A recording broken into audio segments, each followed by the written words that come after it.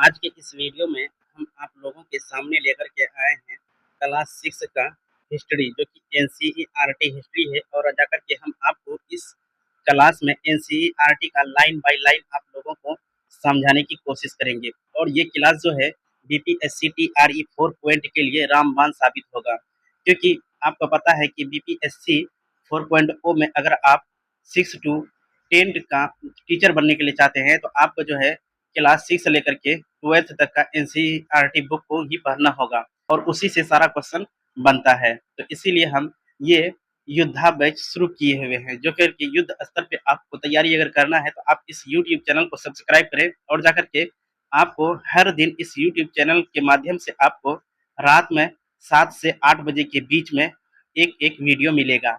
और जाकर के ये बहुत ही इम्पोर्टेंट क्लास होने वाला है। तो चलिए बिना देरी किए हुए हम लोग वीडियो को शुरू करते हैं।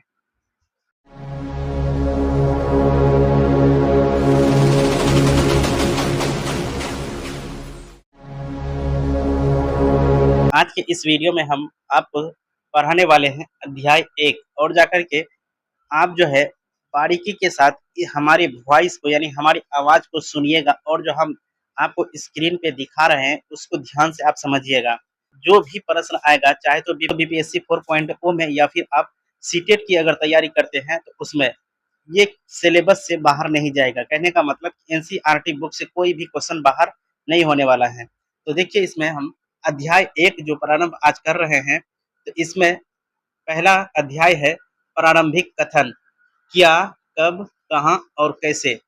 ये मतलब अध्याय इतनी महत्वपूर्ण है, इसमें जो है सिर्फ सवाल ही कह रहा है। देखिए, क्या ये भी एक सवाल है, कब ये भी एक सवाल है, कहाँ ये भी एक सवाल है, और कैसे।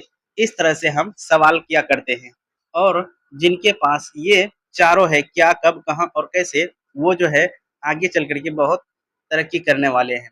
जिनके पास ये सवाल पूछने की यही नहीं, इच्छा ही नहीं है, तो वो कैसे क्या करेगा। तो चलिए हम लोग यहाँ पे अब क्लास को शुरू करते हैं।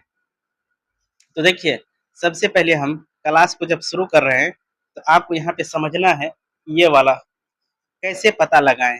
तो कैसे पता लगाएं, किस चीज़ के लिए पता लगाएं, तो चलिए हम लोग बारीकी के साथ देखते हैं। यह जानने के लिए कि कल क्या हुआ था, यानी पिछले दिन क्या हुआ था, तो इसके लिए हम क्या कर सकते हैं, रेडियो सुन सकते हैं या टेलीविजन देख सकते हैं या फिर अखबार पढ़ सकते हैं। तब जाकर के बीते हुए कल में क्या हुआ था उसके विषय में हमको जानकारी प्राप्त हो सकता है। साथ ही यह जानने के लिए कि पिछले साल क्या हुआ था, और यानी कि अब देखिए यह कह रहा है कि पिछले साल क्या हुआ था। तुम किसी ऐसे व्यक्ति से बात कर सकते हो जिसे उस समय की स्मृति हो, लेकिन बहुत पहले क्या हुआ था यह कैसे जानेंगे। अब यहाँ पे जो है आप एनसीईआरटी को अगर पढ़ेंगे तो ये पढ़ने में आपको जो है कहीं से कहीं घुमाएगा, लेकिन कहना क्या चाहता है सटीक आप वो नहीं समझ पाएंगे। इसमें ये कहना चाहता है कि अगर आप कल के बारे में, बीते हुए कल के बारे में जानना चाहते हैं कि क्या हुआ था, तो उससे हम किसी व्यक्ति से भी पता कर सकते हैं, अखबार पढ़ सकते हैं। 1 साल पहले क्या हुआ था, अगर कोई व्यक्ति उस समय था और उनको याद है कि 1 साल पहले क्या हुआ था, तो उससे जानकारी हम प्राप्त कर सकते हैं। लेकिन वहीं अगर बहुत लंबे समय पहले की अगर बात करें, उस समय का पता हम कैसे लगाएंगे, इसमें सीधा यही बात कहा है। तो चलिए हम लोग आगे बढ़ते हैं और आगे देखने की कोशिश करते हैं। हम लोग आते हैं यहाँ पे, ये आप ध्यान से देखिएगा। इसमें कह रहा है क्या, अतीत के बारे में हम क्या जान सकते हैं। अतीत मतलब होता है बहुत पहले के बारे में हम क्या जान सकते हैं। अब चलिए इसमें देखते हैं। अतीत के बारे में हम बहुत कुछ जान सकते हैं, जैसे लोग क्या खाते थे, कैसे कपड़े पहनते थे, किस तरह के घरों में रहते थे। यानी कि पहले तो सवाल किया कि अतीत के बारे में हम क्या जान सकते हैं। तो अब देखिए उसके बारे में कहता है, अतीत के बारे में हम बहुत कुछ जान सकते हैं, जैसे उस समय के लोग क्या खाते थे और किस तरह के कपड़े पहनते थे और किस तरह के घर बना करके उसमें रहा करते थे। अब देखिए यहाँ पे कहा है, हम आखेटकों, आखेटक बोला जाता है शिकारियों को, यानी कि शिकार करते हैं, पशुपालकों, कृषकों, शासकों, व्यापारियों, पुरोहितों, शिल्पकारों, कलाकारों, संगीतकारों या फिर वैज्ञानिक के जीवन के बारे में जानकारियां हासिल कर सकते हैं। यानी कि यहाँ पे कह रहा है कि हम आखेटकों के बारे में जानकारी प्राप्त कर सकते हैं, पशुपालकों के बारे में भी जानकारी प्राप्त कर सकते हैं, कृषकों, शासकों, व्यापारियों और पुरोहितों, शिल्पकारों, यानी विभिन्न प्रकार के जो व्यक्ति होते हैं उनके बारे में भी जानकारी हम प्राप्त कर सकते हैं। अब देखिए यहाँ पे यही नहीं, हम यह भी पता कर सकते हैं कि उस समय बच्चे कौन से खेल खेलते थे, यानी कि बहुत पहले की अगर बात करें तो उस समय बच्चे हुआ जो करते थे वो कौन-कौन खेल में व्यस्त रहते थे, ये भी हम जान सकते हैं। कौन सी कहानियाँ सुना सक करते थे, यानी कि उस समय के जो बच्चे हैं कौन सी कहानियाँ सुना करते थे और कौन सा नाटक देखा करते थे या फिर कौन सी गीत गाते थे। इस तरह की जानकारियाँ हम पता कर सकते हैं। तो कैसे पता करेंगे हम लोग? वीडियो में आप शुरू से लेकर के अंत तक बने रहेंगे और आपको सारी जानकारी मिल जाएगी। तो चलिए हम इसमें आगे देखने की कोशिश करते हैं। तो अब हम लोग आते हैं यहाँ पे, लोग कहाँ रहते थे? देखिए, सबसे पहले हम लोग ये जानने की कोशिश करेंगे कि आखिर बहुत समय पहले, करीब-करीब 100 साल पहले, 200 साल पहले, 1000 साल पहले लोग आखिर कहाँ रहा करते थे? अब देखिए यहाँ पे कहा गया है, मानचित्र 1 यानी पृष्ठ संख्या 2 में नर्मदा नदी का पता लगाओ। तो अब देखिए यहाँ पे लोग कहाँ रहते थे, तो उसके लिए हमको क्या करने के लिए कहा था है, एक मानचित्र है जिसमें नर्मदा नदी का हमको पता लगाने के लिए कह रहा है। तो चलिए सबसे पहले हम नर्मदा नदी का जो मानचित्र है उस मानचित्र को हम आप लोगों के सामने लेकर के आ रहे हैं, क्योंकि उस चित्र के माध्यम से ही आपको समझना होगा कि आखिर इसमें क्या कह रहा है। देखिए दोस्तों, सबसे पहले हम लोग ये जानने की कोशिश करेंगे कि लोग कहाँ रहते थे, यानी प्राचीन समय में लोग जो है कहाँ रहते थे। तो आप जो है यहाँ पे देखिए क्या कह रहा है कि मानचित्र 1 यानी पृष्ठ संख्या 2 में नर्मदा नदी का पता लगाओ। तो सबसे पहले हम नर्मदा नदी का पता लगाते हैं। तो अगर आप ये वाला मैप को अगर देखेंगे तो आप इसमें ध्यान से देखिए कि आपको जो है यहाँ पे ये वाला जो है नर्मदा नदी दिखाई पड़ रहा होगा, जो कि मध्य भारत में है और जाकर के ये नदी पश्चिम की ओर बहती है। जी हाँ, ये नदी नर्मदा नदी पश्चिम की ओर बहती है। इसी का हमको पता लगाने के लिए कह रहा था, तो हम यहाँ पे देख चुके हैं।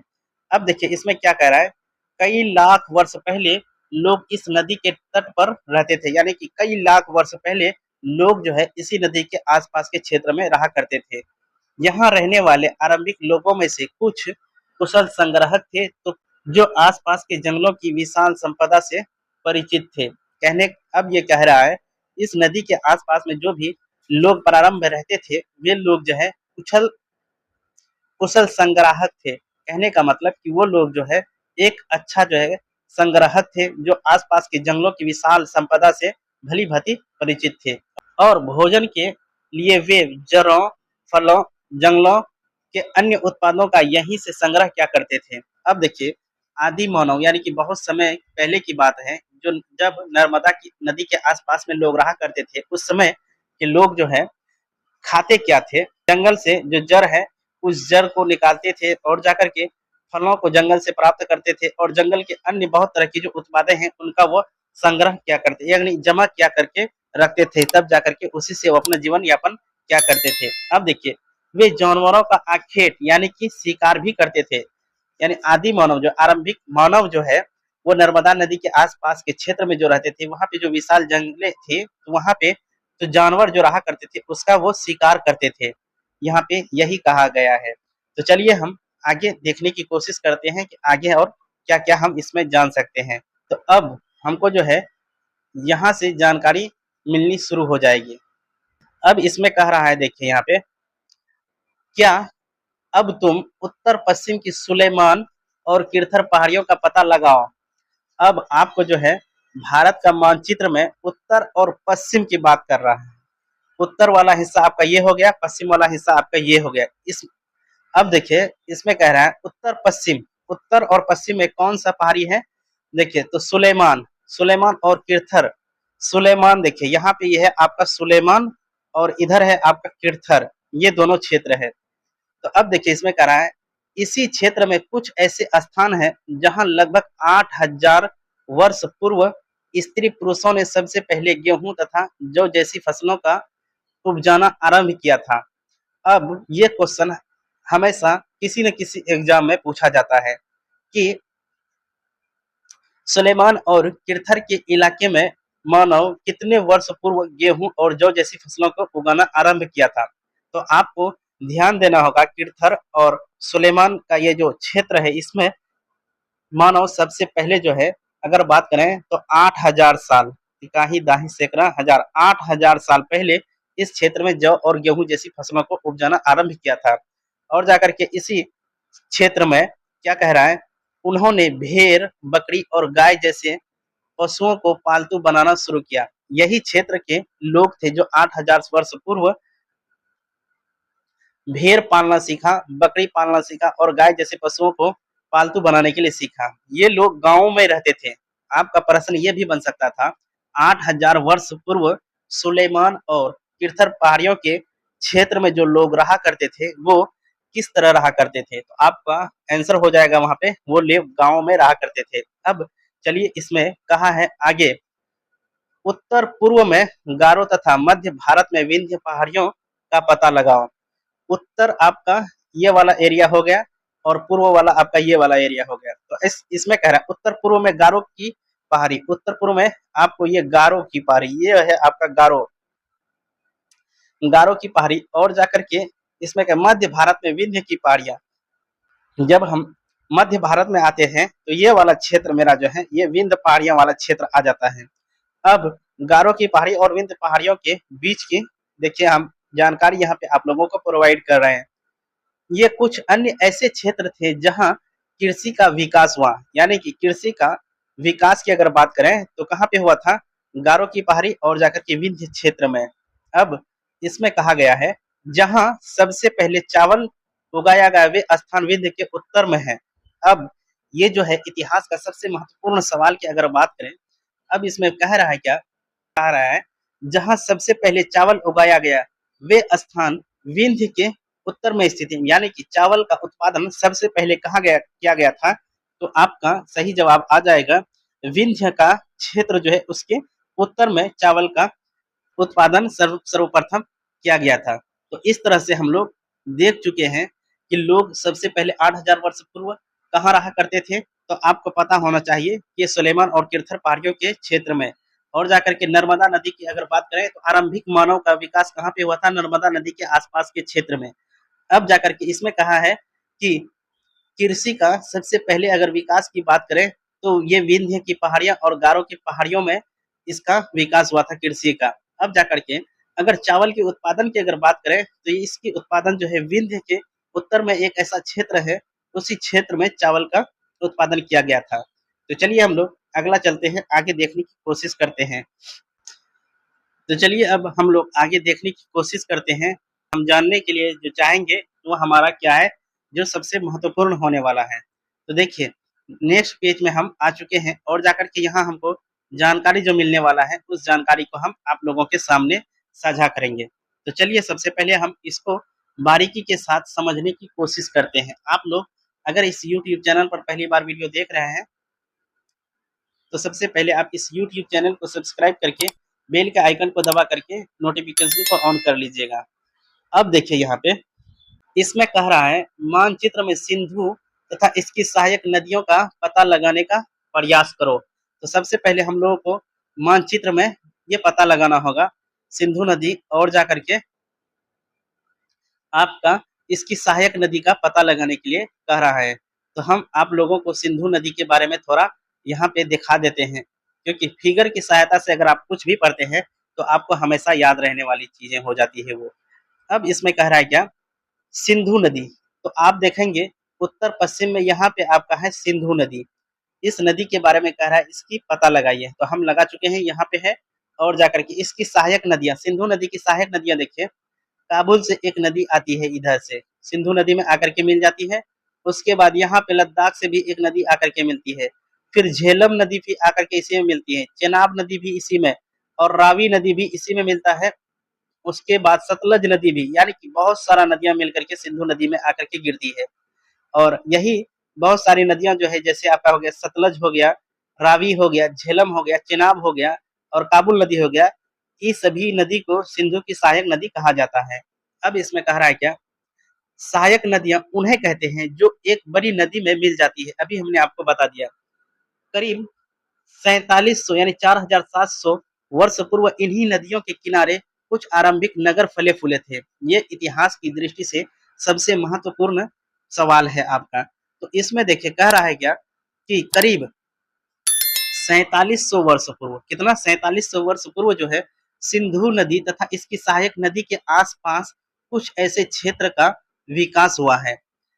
अब इसमें कह रहा है गंगा व इसकी सहायक नदियों के किनारे तथा समुद्र तटवर्तीय इलाकों में नगरों का विकास लगभग 2500 वर्ष पूर्व हुआ था।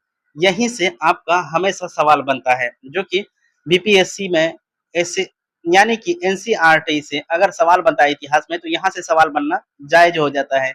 अब देखिए इसमें कहा है क्या, 4700 वर्ष पूर्व जो है आरंभिक नगर का विकास कहाँ हुआ? सिंधु नदी तथा उसके सहायक नदियों के आसपास का इलाकों में आरंभिक नगर का विकास हुआ है, जो कि 4700 वर्ष पूर्व हुआ है। अब आगे जब हम इसमें बढ़ते हैं तो कह रहा है क्या, गंगा व इसकी सहायक नदी, देखिए आपका ये है आपका गंगा नदी और जाकर के इसकी सहायक नदी जो है, उस सहायक नदी के इलाकों में नगरों का विकास करीब करीब 2500 वर्ष पूर्व हुआ। अब आपको इसमें सवाल के रूप में देगा कि गंगा और इसकी सहायक नदियों के आसपास का क्षेत्र में नगरों का विकास कितना ईस्वी में हुआ था? तो आपको याद रहना चाहिए कि 2500 वर्ष ईस्वी पूर्व हुआ था। तो इस तरह की जानकारी आपको यहाँ से मिल रहा है। तो चलिए हम आगे देखने की कोशिश करते हैं। गंगा व इसकी सहायक नदी सोन का पता लगाओ। देखिए गंगा नदी तो मेरा ये है, हो चुका है। गंगा नदी आपका ये वाला है और जाकर के इसकी सहायक नदी सोन नदी, यहाँ से यहाँ तक देखिए ये है आपका सोन नदी, इसकी पता लगाने के लिए कहता था।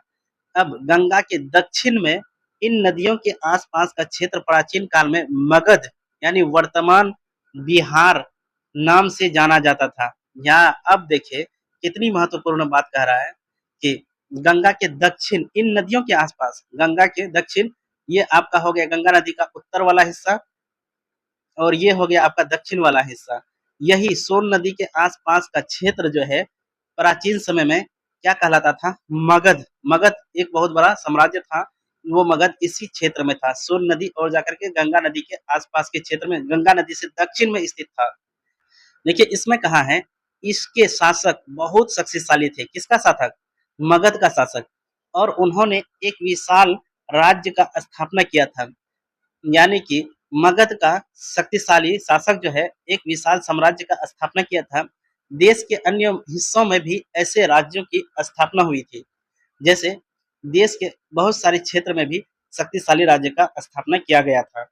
अब हम जब आगे बढ़ते हैं तो हमको यहाँ पे नजर आता है लोगों ने सदैव उपमहाद्वीप के एक हिस्से से दूसरे हिस्से तक यात्रा की।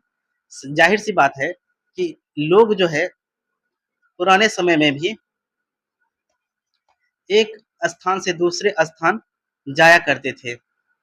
कभी कभी हिमालय जैसे ऊंचे पर्वतों, पहाड़ियों, रेगिस्तान, नदी तथा समुद्र के कारण यात्रा जोखिम भरी होती थी। अब देखिए अगर कोई यात्रा करता था तो उस समय की बात कर रहा है कि ऊंची ऊंची पर्वतों से उसको गुजरना होता था, पहाड़ियों से, रेगिस्तानों से, नदियों से और जाकर समुद्र के कारण यात्रा जो है काफी दुखदायी हो जाती थी।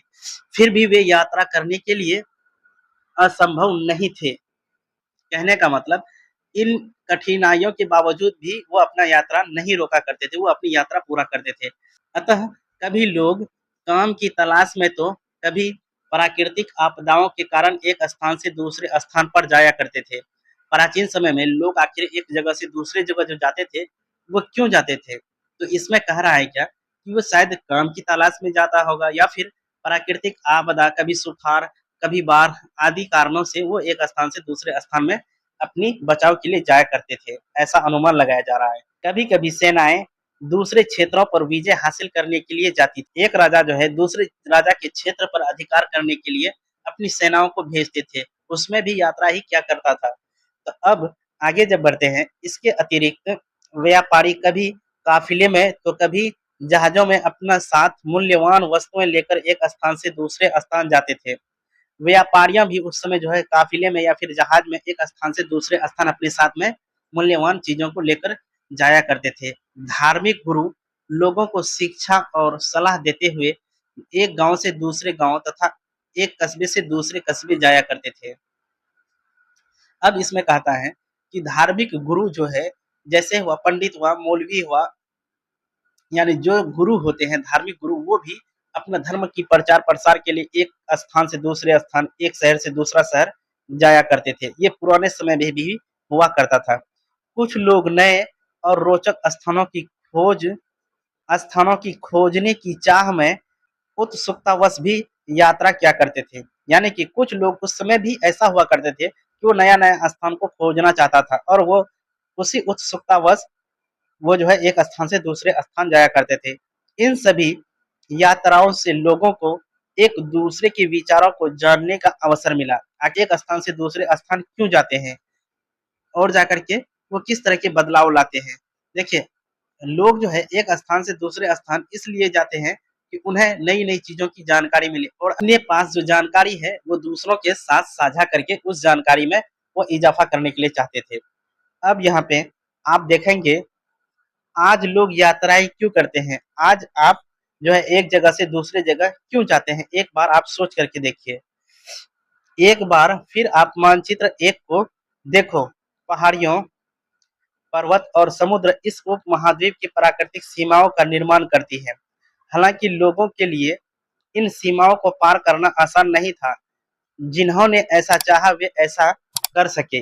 वे पर्वतों की ऊंचाई को छू सके तथा गहरे समुद्र को पार कर सके। उपमहाद्वीप के बाहर से भी कुछ लोग यहाँ आए और यहीं बस गए। अब कहने का मतलब इसमें कह रहा है क्या, इतनी कठिनाइयों के बाद भी जो लोग चाहा वो जो है अपना मुकाम हासिल किया और कुछ लोग जो है बाहर की दुनिया से यहाँ पे आया, इंडिया में आया यानी कि भारत में आया और जाकर के यहीं आकर के वो बस गया। तो इस तरह से हम लोग अभी तक देख चुके हैं, कितनी महत्वपूर्ण जानकारी हमको मिला है।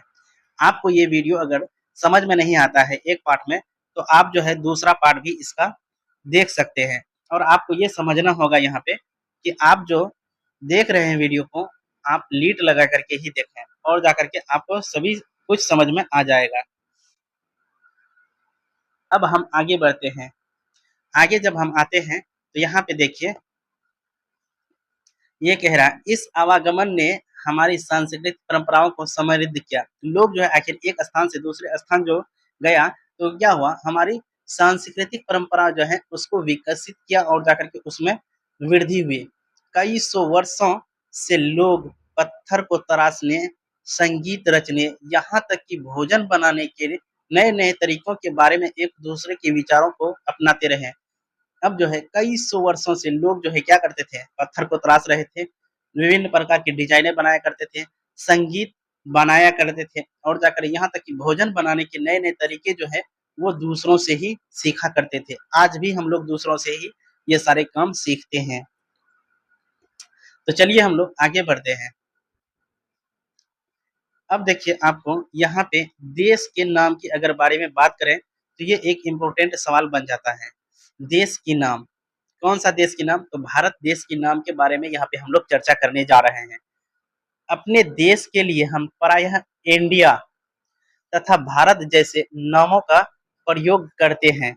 जी हाँ, हम जो है आज के समय में अपने देश के लिए कभी-कभी इंडिया तो कभी-कभी भारत जैसे नामों का प्रयोग करते हैं।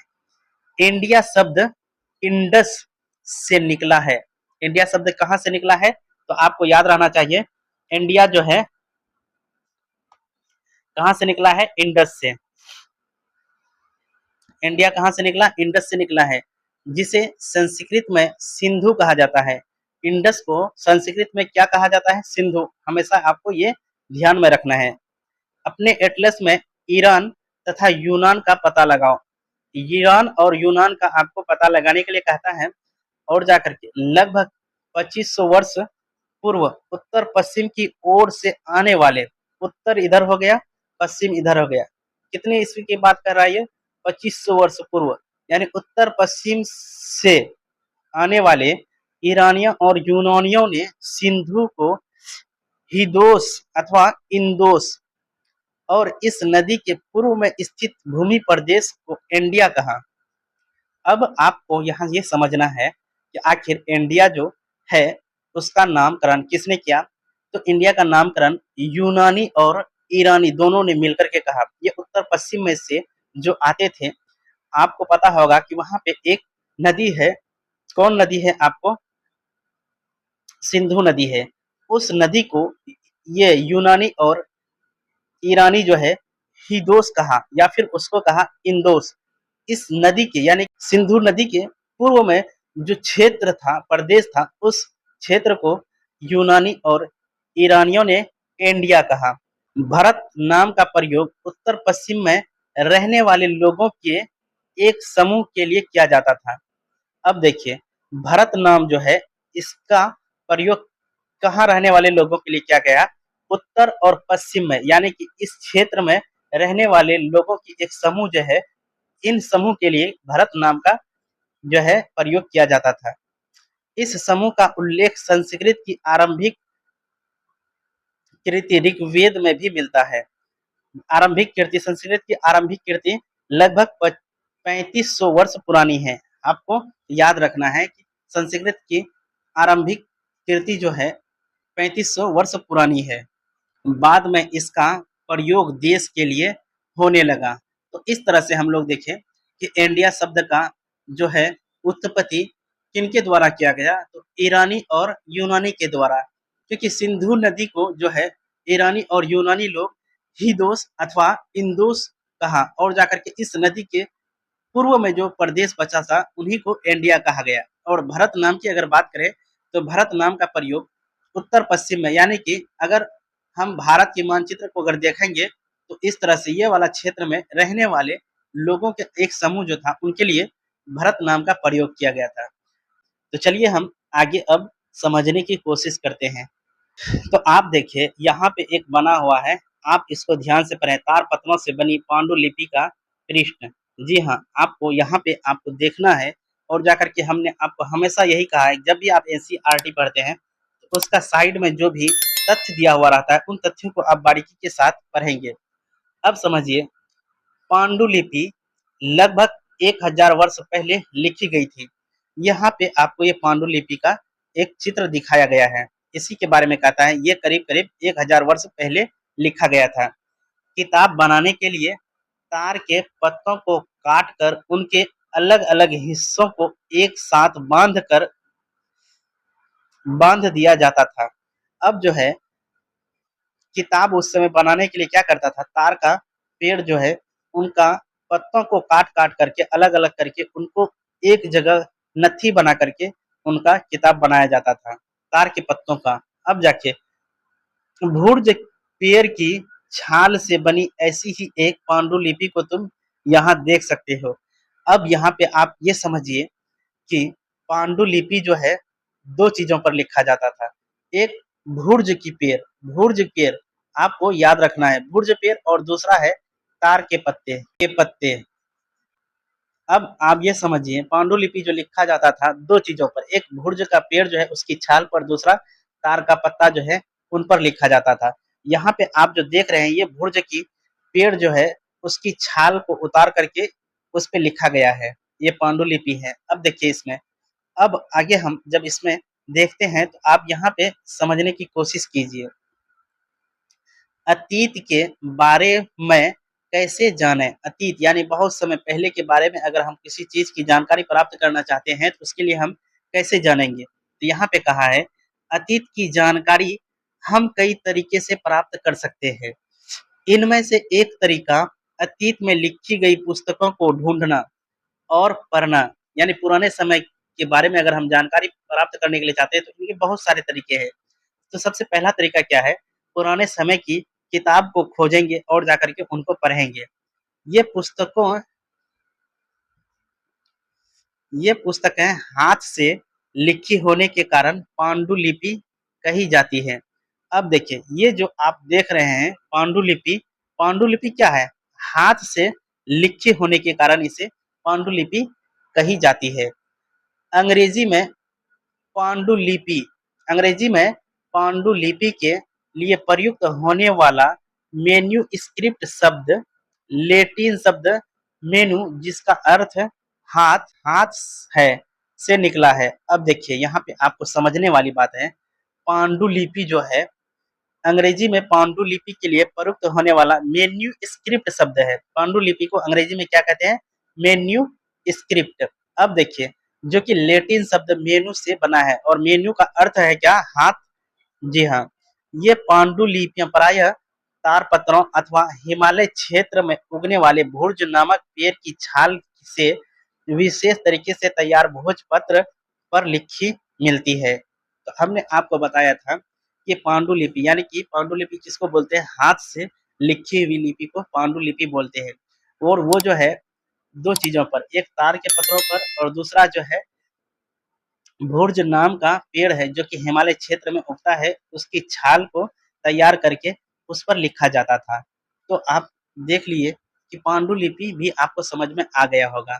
तो चलिए हम अब इस पेज पे आए हैं और जाकर के इस पेज को हम नेक्स्ट क्लास में आप लोगों को समझाएँगे और ये जो है 2 पार्ट में ये वीडियो बनाएँगे।